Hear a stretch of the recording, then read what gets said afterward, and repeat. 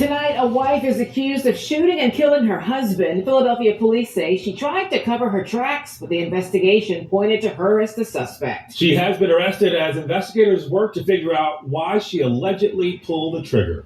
Monday night, I'm Shari Williams alongside Gray Hall. The big story on Action News tonight is a neighborhood stunned after a shocking murder. An engineer for SEPTA is dead. His wife tonight in police custody after he was found in the street in the city's Endor neighborhood. Action News reporter Jessica Curtalia live for us outside Philadelphia Police Headquarters with more on what we're learning about this investigation. Jessica. Yeah, well, Gray and Shari, here at police headquarters, they're investigating this disturbing case of domestic violence as 3 children are left without their parents. Their father killed, their mother now behind bars. We were shocked. We were totally shocked. Total mayhem is how Andorra residents described the scene they woke up to on Wednesday morning. 10 cop cars, rescue, fire truck. It's a quiet street. That doesn't happen. Philadelphia police say just before 7 a.m., officers responded to a report of a person screaming. When they arrived on Bells Mill Road, they found 38-year-old Jordan Baxter lying on a plastic sheet between 2 parked cars with a gun on his chest. Investigators discovered Baxter had been shot in the back of the head, and there was blood on a mattress inside the house. The next morning, 39-year-old Danielle Baxter was arrested and charged with murdering her husband. Super nice family. Neighbors who asked that we not show their faces say the couple has 3 children and were very friendly. Jordan Baxter worked as a SEPTA engineer for 14 years. SEPTA released a statement saying, "We're saddened by the tragic loss of Jordan Baxter, who was a veteran regional rail engineer. Our thoughts are with his loved ones at this difficult time." Very nice. Very nice. Yeah. They have children. Very nice. A neighbor who shares a driveway with the Baxters says she was shocked that she never heard a gunshot. I guess the way the houses are made, you hear children running up and down the steps or music. No voices, ever. Jordan Baxter's parents shared these photos with Action News and started a GoFundMe to help pay for his funeral. I'm just sad. Very sad. And when I spoke with Jordan Baxter's parents, they tell me that they were too distraught to go on camera, but they're hoping that people will donate to that GoFundMe so that they can have the funeral that he deserves. We're live tonight at police headquarters. I'm Jessica Gartelli for Action News at 10 on PHL 17. Right? To be honest, it's really not easy having to make stories like this. It ain't. Shout out to my sources for bringing this to my attention.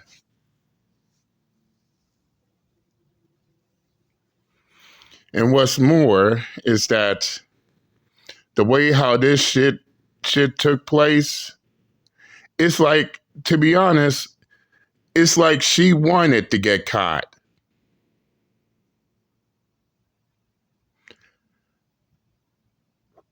First, she shot him in the back of the head inside the house.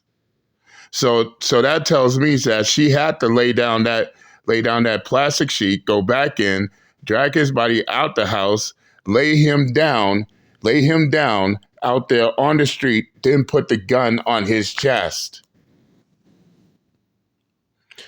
Either she was careless or stupid, or she really wanted to get caught. Either way, it doesn't make sense. But yes, you have Jordan Baxter, who murdered her husband, you have Danielle Baxter, who murdered her husband, Jordan Baxter. And then try to make it seem like, I don't know if she tried to make it seem like a suicide or whatnot, but it's hard to commit suicide if you're trying to shoot yourself in the back of the head. I mean, as I say before, none of this makes any sense. Plus the fact that you're hearing it from the neighbors that they were calm, cool, collected, happy-go-lucky. None of them could have fathomed this situation taking place. I guess what really happened behind closed doors, we will never know. Nor am I going to sit here and assume what happened. Only thing I know is she murdered her husband, dragged his body outside, put the gun on his chest, and then try to play it off as if she didn't do anything.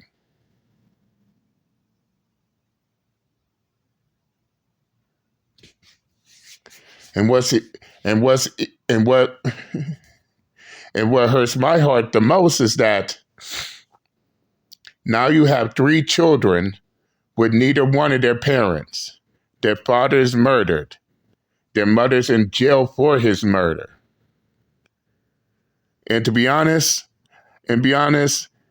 my heart and condolences goes out to their 3 children. 3 children. They didn't have to go through that. And yes, as a parent, it does pull your heartstrings to hear this shit happening. Now, as I said, what happened, which resulted in this, we don't know, nor are we going to sit here assume we know either. We weren't there. So how do we know? Exactly. But as I said before, it's like she wanted to get caught. But for what reason? Again, we don't know. But to drag his body out the house, out of their house, in which she must have been strong enough to drag his body out the house onto the street and lay him on a plastic sheet with the gun on his chest. That right there is eyebrow raising. But it happened.